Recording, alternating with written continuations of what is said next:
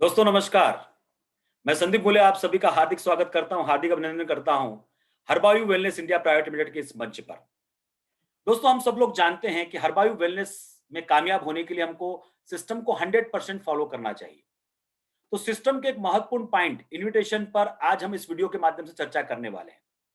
वैसे हर्बायू वेलनेस के अंदर इन्विटेशन के 3 प्रकार होते हैं। एक होता है डायबिटीज वेलनेस प्रोग्राम में लोगों को आमंत्रित करना, दूसरा होता है बिजनेस प्लान के लिए लोगों को इनवाइट करना और तीसरा होता है एजुकेशन प्रोग्राम के लिए लोगों को लीडर्स को इनवाइट करना। तो आज इस वीडियो के माध्यम से हम डायबिटीज वेलनेस प्रोग्राम में लोगों को कैसे इनवाइट करना है, डायबिटिक पेशेंट को कैसे इनवाइट करना है, उस पर चर्चा करने वाले हैं। और मुझे पूरी आशा है कि इस वीडियो का उपयोग करके आप एक बड़ी टीम का निर्माण करेंगे। इतना ही नहीं, आप अपने आप को तो कामयाब करेंगे ही करेंगे, पर अपनी पूरी टीम के सपनों को भी साकार करेंगे। तो आइए आज हम इस चर्चा की शुरुआत करते हैं। जैसा हम सब लोग जानते हैं कि आज इन्विटेशन के लिए जरूरी है सबसे पहले हमारे पास में लिस्ट होना। और लिस्ट कैसे बनाना है इसका वीडियो मैं आपको पहले ही दे चुका हूं।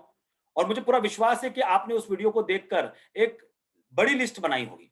और उन बड़ी लिस्ट में से कॉलिंग करते हैं और कॉलिंग करके उसको ABCDE ग्रुप में डिवाइड करते हैं। अब कॉलिंग कैसे करना है इसका ऑडियो भी आपको मिल चुका है कि हम अपनी लिस्ट में लोगों को कॉलिंग कैसे करेंगे। कॉलिंग करने के बाद ABCDE ग्रुप में जब हम पूरे लिस्ट को डिवाइड करते हैं तो ए ग्रुप में आते हैं डायबिटिक पेशेंट, बी ग्रुप में आते हैं नेटवर्कर्स, सी ग्रुप में आते हैं हेल्थ से जुड़े हुए लोग, मतलब डॉक्टर हो गए, नर्सेस हो गए, मेडिकल स्टोर वाले हो गए, मेडिकल रिप्रेजेंटेटिव हो गए, पैथोलॉजिस्ट हो गए। डी ग्रुप में आते हैं सोशल वर्कर और ई ग्रुप में आते हैं वो सारे लोग जो ABCD ग्रुप में नहीं है। तो ग्रुप में डिवाइडेशन करने के बाद में यहां पर हमको दो बातों पे महत्वपूर्ण ध्यान देना है। पहला यह है कि कुछ लीडर्स बिना लिस्ट का निर्माण करके ही कार्य शुरुआत कर देते हैं और ऐसी स्थिति में यह सिस्टम के अगेंस्ट हो जाता है। सिस्टम इसको बिल्कुल भी अलाउ नहीं करता कि आप बिना लिस्ट के कार्य की शुरुआत करें। दूसरी महत्वपूर्ण बात यहां पर यह ध्यान देना है कि जब आप एक ग्रुप का निर्माण कर रहे हैं तो उसमें 100 डायबिटिक पेशेंट का लिस्ट आपके पास में होना चाहिए। क्योंकि हर्बायू वेलनेस में कामयाबी के लिए हम औसत के नियम का पालन करते हैं। और औसत का नियम क्या कहता है कि यार अगर आप 100 लोगों से बातचीत करेंगे तो 20 लोग आपको हाँ करने ही वाले हैं। अगर आप में स्किल्स ज्यादा हैं, योग्यता ज्यादा है, आपका प्रेजेंटेशन अच्छा है तो ये संख्या 30 हो सकती है, 40 हो सकती है, कुछ लोगों के लिए 50 भी होती है। पर औसत के नियम के अनुसार 100 में से 20 का हाँ करना तो गारंटेड होता है। तो इसलिए हमारी लिस्ट में 100 डायबिटिक पेशेंट का होना जरूरी है। अब ऐसा हो सकता है कि आपने जिस लिस्ट बनाई है उस लिस्ट में कॉलिंग करने के बाद में आपके पास 60 ही नाम हो डायबिटिक पेशेंट के। तो फिर आपके मन में सवाल होगा कि मैं अपनी लिस्ट को 100 तक कैसे लेकर जाऊं। तो उसके लिए बड़ा आसान तरीका है दोस्तों कि BCDE ये जो ग्रुप है, इन ग्रुप में आप क्या करने वाले हैं, बिजनेस प्लान प्रेजेंट करने वाले हैं। ए ग्रुप में हम क्या करते हैं, पहले डायबिटीज अवेयरनेस प्रोग्राम में डायबिटिक पेशेंट को बुलाते हैं और रिजल्ट आने के बाद उनको बिजनेस प्लान बताते हैं। पर BCDE ग्रुप जो है इसमें आप डायरेक्ट बिजनेस प्लान शो कर सकते हैं। अब यहां पर जिन लोगों ने अपने कार्य की व्यस्तता के कारण आज वर्तमान समय में हरवायु न करने का निर्णय लिया है, पर उनको मिशन बहुत अच्छा लगा है, मिशन के प्रति वो बहुत प्रभावित हुए, बहुत अच्छा कार्य वो समझते हैं, तो ऐसे सारे लोगों की आप मदद ले सकते हैं और उनसे उनके पहचान के 4 या 5 डायबिटिक पेशेंट की डिमांड कर सकते हैं, नाम और नंबर की। यहां पर भी दोस्तों औसत का नियम लागू होता है। सब लोग आपकी बात मानेंगे ऐसा नहीं है, पर कुछ लोग आपकी बात को जरूर मानेंगे और जब वो मानेंगे तो आपकी लिस्ट ऑटोमेटिक 100 पेशेंट तक पहुंच जाएगी। एक और महत्वपूर्ण बात है, वर्तमान समय में कोरोना काल चल रहा है और इस कोरोना काल में हम सबको मालूम है कि हमारा जो एक ब्रह्मास्त्र है जिसको हम बोलते हैं ग्लूकोज चेकअप कैंप, वो हम अभी ऑर्गेनाइज नहीं कर पा रहे हैं। पर कुछ समय बाद जब ये कोरोना काल खत्म हो जाएगा तो हमारे glucose checkup camp, free glucose checkup camp भी शुरू हो जाएंगे।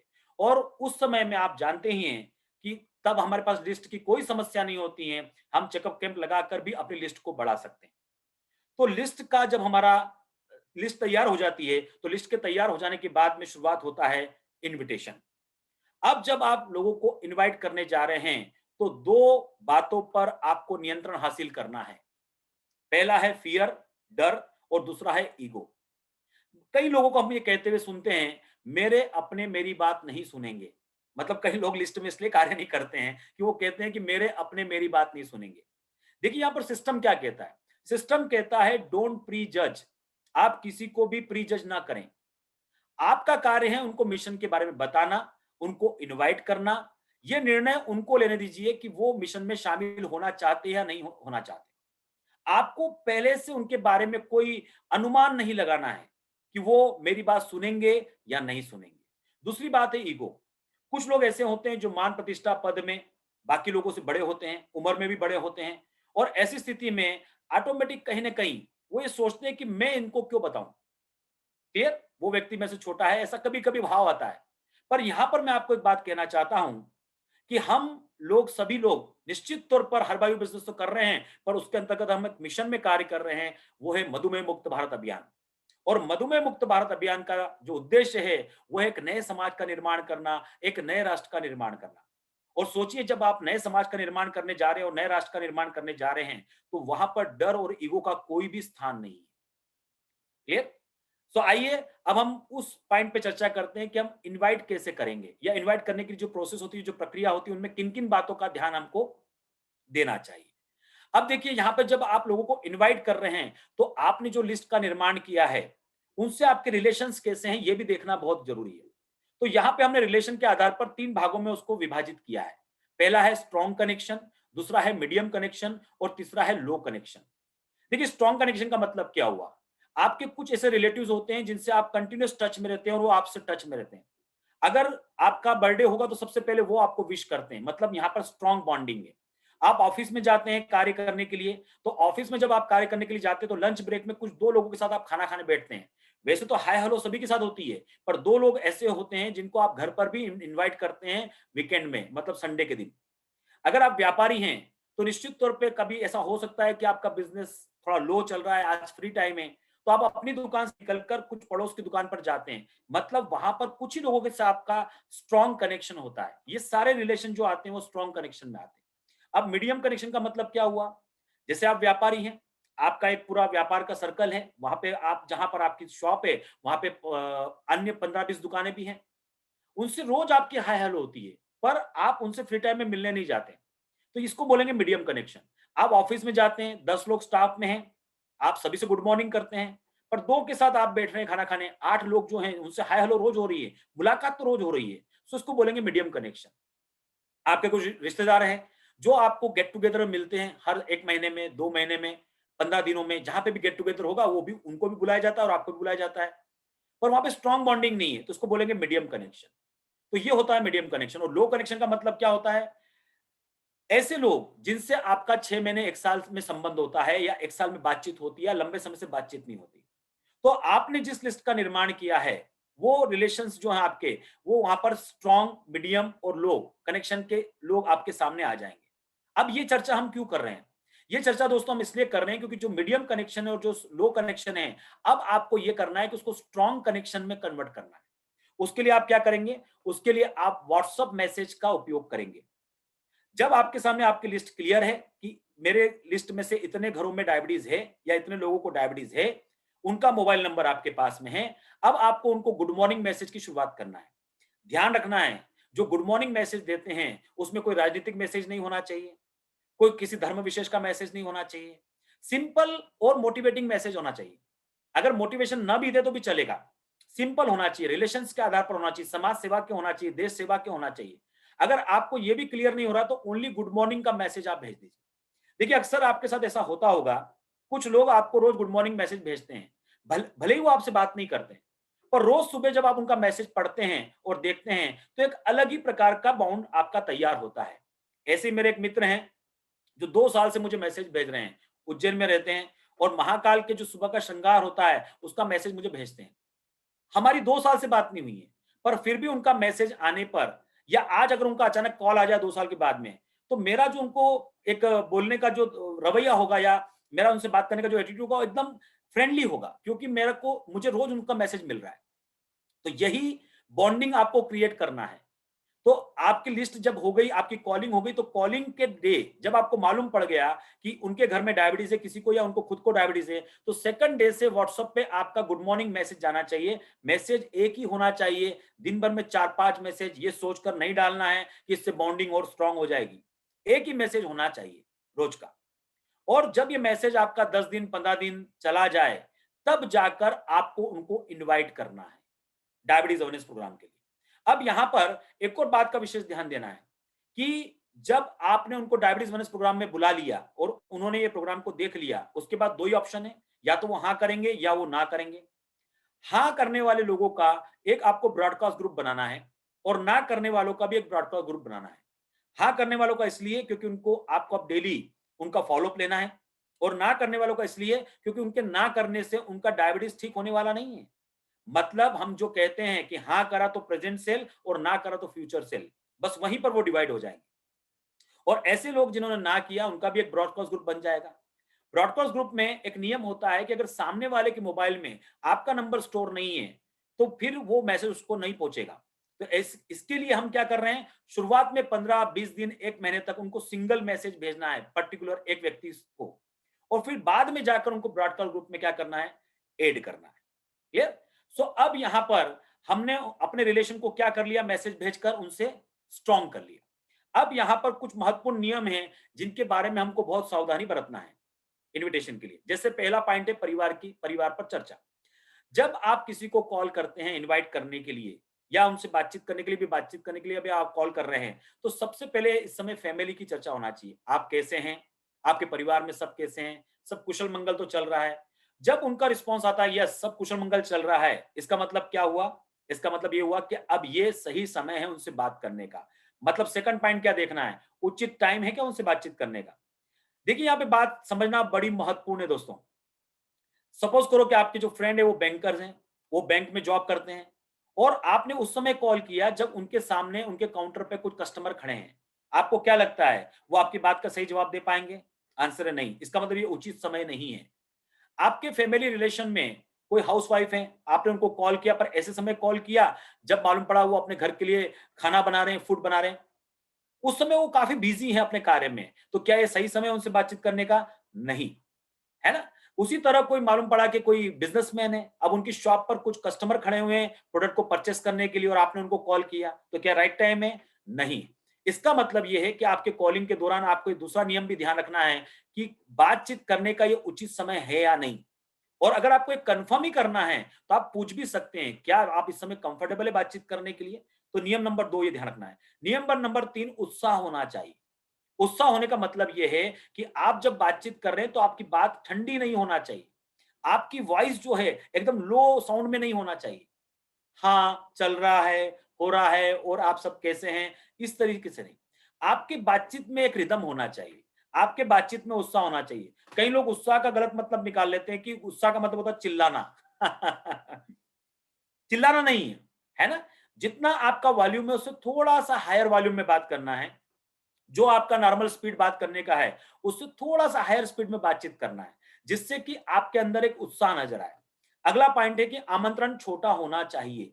ऑलवेज इनविटेशन छोटा होना चाहिए। हमेशा इनविटेशन के बारे में कहा जाता है कि invitation should be invitation not presentation. छोटा होने का मतलब यह है कि आपको जब आप मिशन डायबिटीज टू इंडिया के लिए इनवाइट कर रहे हैं, डायबिटीज अवेयरनेस प्रोग्राम के लिए इनवाइट कर रहे हैं, तो उनको डायबिटीज के बारे में कोई जानकारी नहीं देना है। कई लोग ऐसे होते हैं जो पूरी कहानी वहां पे कॉल पे सुना देते हैं, ऐसा बिल्कुल नहीं करना है। देखिए इसका एक उदाहरण देता हूं मैं आपको। हम सभी ने कहीं ना कहीं शादी का आमंत्रण दिया है, लोगों को इनवाइट किया शादी के लिए। उस समय हम कैसे हमारा व्यवहार कैसा होता है, हम किसी के पत्रिका देने जाते हैं, पूरे आदर सम्मान से उनको आमंत्रित करते हैं। पर जब वो हमको ये बोलते हैं कि आइए बैठिए, चाय पीजिए, लस्सी पीजिए, शरबत पीजिए, तो हम क्या कहते हैं, नहीं नहीं मेरे पास बिल्कुल समय नहीं है, आप देख रहे हैं ना 100 पत्रिका मुझे बांटना है। पर वहां पे हमारे भाव बहुत अच्छे होते हैं, हमारा उत्साह बहुत जोरदार होता है और हम दिल से उनको आमंत्रित करते हैं। बस वैसा ही इनविटेशन स्मॉल और शॉर्ट होना चाहिए। आप कभी ये नहीं कहते कि शादी में मंडप कितना बड़ा लगने वाला है, आप ये नहीं कहते कि खाने के लिए कितने मेनू बनाए हैं, आप ये नहीं बताते कि किस तरह का स्टेज बनाने वाले हैं। आप सिर्फ ये बताते हैं कि इस तारीख को शादी है और आपको आना है। उसी तरीके से डायबिटीज अवेयरनेस प्रोग्राम में जब आप लोगों को इन्वाइट करते हैं तो उनको टाइम कब आना है, ये बात छोटी छोटी बातों की जानकारी आपको वहां पर देना है। अब अगला पॉइंट है आमंत्रण के कॉल, आमंत्रण जो इन्विटेशन जो है वो कॉल के एंड में होना चाहिए। मतलब जब आप किसी को इनवाइट कर रहे हैं और इनवाइट करते समय आप थोड़ा सा एक माहौल के लिए बातचीत करें, जो अभी तक नियम हमने चर्चा करे, वो करते समय बीच में कभी इनविटेशन नहीं करना है। और इनविटेशन एक बार कर दिया तो उसके बाद कॉल कंटिन्यू नहीं करना है। इसका एक ही नियम होता है दोस्तों कि अगर आपने सामने वाले को इनवाइट कर दिया है डायबिटीज अवेयरनेस प्रोग्राम के लिए, तो फिर आपको वहीं पर कॉल को एंड करना है। एक बात की सावधानी रखना है, कभी आपने जब परिवार की चर्चा निकाली तो कुछ लोग थोड़े से बातचीत करने में ज्यादा फ्रेंडली होते हैं और ऐसे समय में वो कुछ कहानी सुनाना शुरू कर सकते हैं और ऐसे करते समय में समय निकलता जाता है और 10 से 15 मिनट हो जाते हैं। अगर समय 10 से 15 मिनट हो जाए तो कभी भी इनवाइट ना करें। उस समय वो बातचीत हो जाने दें, कॉल को ड्रॉप कर दें, 1 घंटे बाद फिर कॉल करके फिर इनवाइट करें। पर उस दौरान जब आपकी बातचीत 15 मिनट, 20 मिनट, 25 मिनट हो चुकी है, कभी भी इनविटेशन देना नहीं चाहिए। इनविटेशन का मतलब यही है कि वो कॉल की जो टाइम लिमिट है, वो 5 मिनट की होना चाहिए। क्लियर हो रहा है? सो हमेशा कॉल के एंड में दें और अगर कॉल लंबा हो गया है, तो फिर इनवाइट ना करें। अब यहां पर अगला रूल है 2 दिन का नियम। जब भी आप लोगों को इनवाइट करते हैं, तो इनविटेशन में ये बात का ध्यान रखना है कि 2 दिन का समय लेना है। जैसे अगर हम ये कहते हैं कि भाई रविवार को आपको इनवाइट करना है, तो आपका इनविटेशन शुक्रवार या शनिवार को जाना चाहिए, फ्राइडे या सैटरडे को जाना चाहिए। क्लियर हो रहा है ना? शुक्रवार या शनिवार को आपका इनविटेशन होना चाहिए, क्योंकि उसके पहले अगर आपने इनवाइट किया मंडे को रविवार के लिए, तो ये बीच में गैप काफी लंबी हो जाएगी और इस गैप के कारण हो सकता है कि संडे के दिन जब आपका फंक्शन है, डायबिटीज प्रोग्राम है, तो उनको याद भी ना रहे। तो इस बात के लिए ध्यान रखना है कि 2 दिन का नियम, 48 आवर्स की मेमोरी स्ट्रांग होती है, इसलिए 2 दिन के नियम का पालन करना है। फिर समय के 2 विकल्प दें, ये एक महत्वपूर्ण नियम है इन्विटेशन के लिए। आपको 2 चॉइस देना है हमेशा। ऐसा क्यों करना है? अगर आप 2 चॉइस देते हैं सामने वाले को, तो वो निर्णय करता है कि उसको कब आना है। जैसे हम जो आज डायबिटीज प्रोग्राम कर रहे हैं, वो गुरुवार को कर रहे हैं और रविवार को कर रहे हैं। मतलब थर्सडे को कर रहे हैं और संडे को कर रहे हैं। तो आपके पास 2 ऑप्शन ऑलरेडी हैं। तो आप बोल सकते हैं कि आपके लिए प्रेफरेबल टाइम क्या रहेगा? गुरुवार की रात को 8 बजे या संडे को दिन में 12 बजे। ये चॉइस उनको लेने दीजिए। जब कोई इंसान 2 ऑप्शन में से 1 ऑप्शन चुनता है, तो ये उसका निर्णय होता है, आपका निर्णय नहीं। आपने गुरुवार को बुलाया है। जब आप वन टाइम देंगे, तो उसको लगेगा आपने मुझे गुरुवार को बुलाया है, इसलिए हो सकता है आएगा भी और नहीं आएगा। पर जब उसने आपको कमिट किया है, यस मैं संडे को कंफर्टेबल हूँ, संडे को आऊँगा, तो उसको ये याद रहेगा कि मैंने किसी को कमिटमेंट दिया है और वो इंसान अपना कमिटमेंट पूरा करने के लिए निश्चित तौर पर आएगा, इसलिए समय के 2 विकल्प दें। और लास्ट और महत्वपूर्ण पॉइंट, आपको निर्णय करना है। ये वर्ड है जो आपको बोलना है। कब बोलना है, इस बात का ध्यान रखिए। जब आप बातचीत कर रहे हैं या इनवाइट कर रहे हैं और इनविटेशन के दौरान आपको ये महसूस होता है कि सामने वाला एक बर्डन महसूस कर रहा है, उसको ऐसा लग रहा है कि आपने जब उसको आमंत्रित किया है, तो उसको कुछ खरीदना होगा, कुछ पैसे लगाना होंगे और ऐसे समय में वो थोड़ा-सा अनकंफर्टेबल महसूस करता है। अगर आपको बातचीत के दौरान ये महसूस हो कि वो अनकंफर्टेबल महसूस कर रहा है, तो तुरंत आपको इस शब्द का उपयोग करना है कि निर्णय आपका होगा। आपको निर्णय करना है। मतलब मैं तो सिर्फ आपको इनवाइट कर रहा हूं, आप इस प्रोग्राम में आइए, प्रोग्राम को पूरा देखिए। मिशन डायबिटीज फ्री इंडिया में आपको ज्वाइन करना है या नहीं करना है, यह निर्णय पूर्णतः आपका होगा।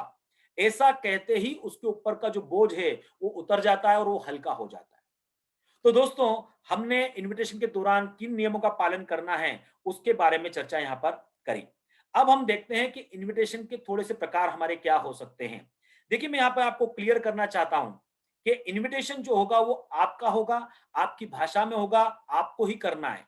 किसी के इनविटेशन को कॉपी नहीं करना है, क्योंकि जब आप लोगों को इनवाइट करते हैं, तो हर परिस्थिति अलग-अलग होती है, हर कॉल अलग-अलग होता है और हर व्यक्ति का नेचर अलग-अलग होता है और उससे आपके रिलेशंस जो होते हैं, वो अलग-अलग होते हैं। हमको इन नियमों का पालन करना है और इन नियमों का पालन करके उस व्यक्ति को हमारे डायबिटीज अवेयरनेस प्रोग्राम में क्या करना है, आमंत्रित करना है। अब यहाँ पर हम देखते हैं कि हमको करना क्या है। तो हमको अपनी लिस्ट में से अब हर डायबिटीज अवेयरनेस प्रोग्राम में 5 लोगों को इनवाइट करना है। देखिए, हर्बायू वेलनेस इंडिया प्राइवेट लिमिटेड में जब आप कामयाबी चाहते हैं, तो आपको एक नियम का पालन करना है। लिस्ट बनाना है, लिस्ट को ग्रुप उसके डिवाइड करना है और जब एक ग्रुप में डायबिटिक पेशेंट की लिस्ट आपकी तैयार होना शुरू हो गई है, तो अब हर प्रोग्राम में जो गुरुवार और रविवार को आपका ऑनलाइन प्रोग्राम होता है, हर प्रोग्राम में आपको 5 नए लोगों को आमंत्रित करना है और ये नियम को लगातार बरकरार रखना है। जिनको आपने गुरुवार को आमंत्रित किया है, उनका फॉलोअप करने का समय आपके पास में कब है? शुक्रवार और शनिवार का, और रविवार को जिनको आमंत्रित किया तो सोम मंगल बुध आपके पास में उनको फॉलोअप करने के लिए। तो हर नए प्रोग्राम में 5 लोगों को आमंत्रित करना है। अब देखते हैं कि हम इनविटेशन के प्रकार किस तरीके से हो सकते हैं। तो पहला है डायरेक्ट अप्रोच। डायरेक्ट अप्रोच करना है। देखिए, आपने उनको कॉलिंग करा, जब कॉलिंग किया तो वहां पे आपकी बातचीत हुई थी, ठीक है, फिर आपने उनको रोज व्हाट्सएप कॉल किए, अब अपने रिलेशन को स्ट्रांग में कन्वर्ट करना चालू कर दिया था। अब आपने उनको 10 दिन बाद, 12 दिन बाद कॉल किया। तो जब आपने कॉल किया, तो आप एक नॉर्मल, ये जो अपन ने नियम बताए, इन नियम का पालन करते हुए डायरेक्ट इन्विटेशन पर आ सकते हैं, डायरेक्ट अप्रोच कर सकते हैं। अब डायरेक्ट अप्रोच का मतलब क्या होता है? जैसे आपकी बात 12 दिन पहले हुई थी, तो आपने बाकी सारे नियम जो मैंने कहा कि फैमिली में सब है, टाइम उचित है, ये सब देख लिया। अब आप कह सकते हैं कि मैंने आज एक विशेष कार्य से आपको कॉल किया है। जब 12 दिन पहले हमारी बातचीत हुई, तो आपने बताया था कि आपको डायबिटीज़ है, या फिर उन्होंने मम्मी के बारे में बताया था, तो आपको बोलना है, आपने बताया था कि मम्मी को डायबिटीज़ है, या आपने बताया था कि आपके पापा को डायबिटीज़ है। पिछले कुछ दिनों में मेरे एक मित्र हैं, जिन्होंने मुझे, चूँकि मुझे भी डायबिटीज़ है या मेरी मम्मी को डायबिटीज़ है, मुझे एक मैसेज किया मिशन डायबिटीज़ टू इंडिया के बारे में। उसको देखकर मैं एक थोड़ा सरप्राइज़ हुआ, है ना? और मैंने उनको कॉल किया, तो उन्होंने मुझे जानकारी दी कि एक ऐसी संस्था कार्य कर रही है, जो आज हमको डायबिटीज़ से फ्री कर सकती है। डायबिटीज़ रिवर्सल पर ये लोग कार्य कर रहे हैं, और सबसे खूबसूरत बात ये है कि जिस उद्देश्य को लेकर ये कार्य कर रहे हैं कि भारत के हर डायबिटिक पेशेंट को ये एजुकेट करना चाहते हैं। इस मिशन के प्रणेता है पुणे के सुप्रसिद्ध मधुमेह संशोधक डॉक्टर रवि नांदेड़कर सर। और जब मैंने उनका प्रोग्राम अटेंड किया, तो बहुत साइंटिफिक नॉलेज और बढ़िया नॉलेज उन्होंने डायबिटीज के बारे में दिया, और ये संस्था लगातार ट्रेनिंग देती है। और इस संस्था का उद्देश्य है कि हर भारतीय जिसके घर में डायबिटीज है, उसको डायबिटीज का संपूर्ण नॉलेज होना चाहिए। ये बात मुझे बहुत अच्छी लगी, और निश्चित तौर पर मेरे को भी कहीं न कहीं ऐसा लगा कि मुझे इस मिशन में कार्य करना चाहिए।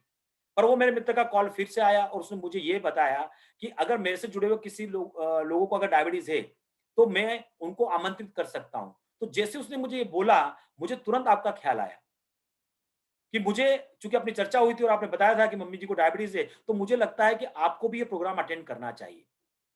ये प्रोग्राम गुरुवार को भी होता है रात को 8 बजे, और रविवार को होता है दिन में 12 बजे। आपके लिए कौन-सा समय उचित रहेगा इसको अटेंड करने का? अब यहाँ से जब आपने इन्विटेशन करा, तो कुछ उनकी तरफ से जवाब आएगा, और जब ये जवाब आएगा, तब वहाँ से आपको उसको जवाब को हैंडल करना है। नहीं, गुरुवार तो मेरे को नहीं जम पाएगा, रविवार, या ये हो सकता है अभी मेरे लिए कंफर्टेबल नहीं है, या मुझे नहीं करना है। ऐसा कोई भी सवाल वहाँ पर आता है, तो वो उस ऑब्जेक्शन को आपको क्या करना है? हैंडल करना है। क्या करना है? हैंडल करना है, और वहाँ पर उसको हैंडल करते समय कुछ नियमों का आपको ध्यान रखना है। क्लियर? हमको उनके साथ में, जिसको अपन ये कहेंगे कि डायबिटीज पर कोई चर्चा नहीं करना है। मैं फिर रिपीट कर रहा हूँ, डायबिटीज पे कोई चर्चा नहीं करना है। वो पूछेंगे, आप ही बता दो, आपको क्या कहना है? आप उस प्रोग्राम में आइए। देखिए, मैंने वो प्रोग्राम अटेंड ज़रूर करा है, मुझे अच्छा ज़रूर लगा है, पर अभी मैं उसकी जो नॉलेज है वो आपको डिलीवर नहीं कर सकता। तो ज़्यादा अच्छा है कि आप 100% ही वो जानकारी प्राप्त करें। वो आपसे पूछेंगे कि इसमें क्या होता है? तो आप खुद अटेंड करके देखिए। देखिए, बार-बार आपको उसी पॉइंट पर आना है। आप उसको खुद अटेंड करके देखिए। आप स्वयं उसको जॉइन करिए। देखिए, हमारे लिए गुड न्यूज़ ये है कि ये प्रोग्राम ऑनलाइन होता है, और हम घर बैठकर इसको जॉइन कर सकते हैं। तो हमेशा ऑनलाइन प्रोग्राम होता है, हम घर बैठ के जॉइन कर सकते हैं। आप ही इसको देखिए, इसी तरीके से आपको ऑब्जेक्शन को यहाँ पर क्या करना है? हैंडल करना है।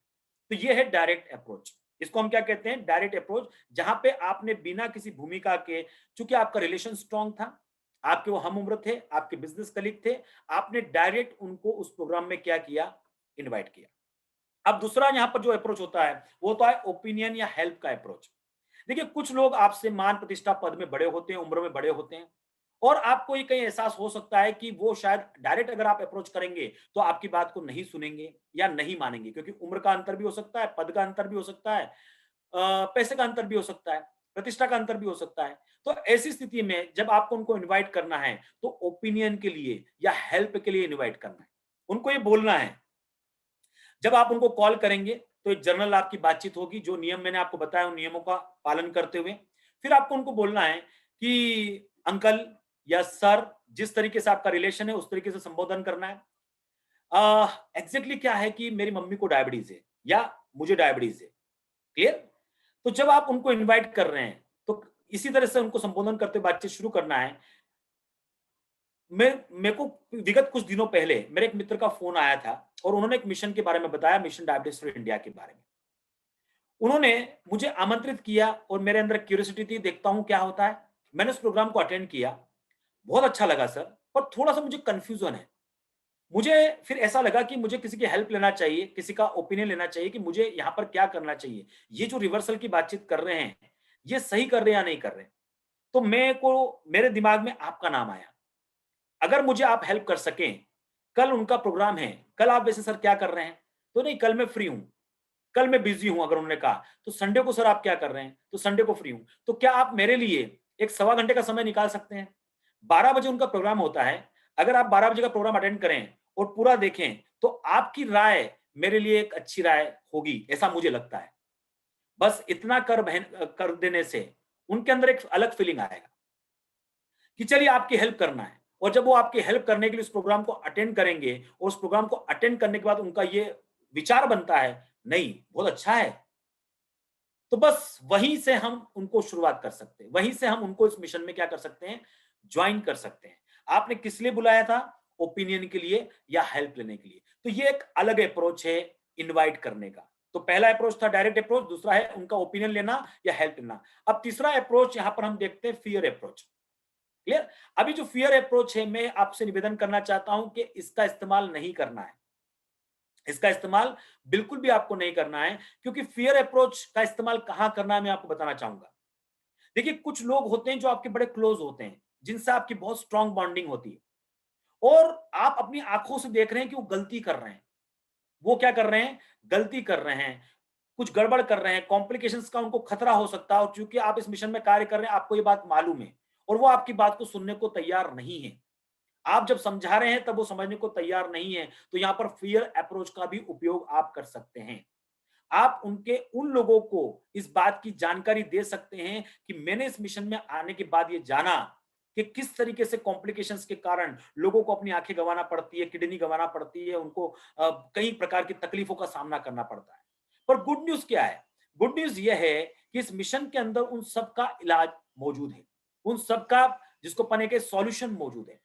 तो आपको इस प्रोग्राम को एक बार जरूर देखना चाहिए, आपको इस मिशन को एक बार जरूर समझने आना चाहिए इस मंच पर।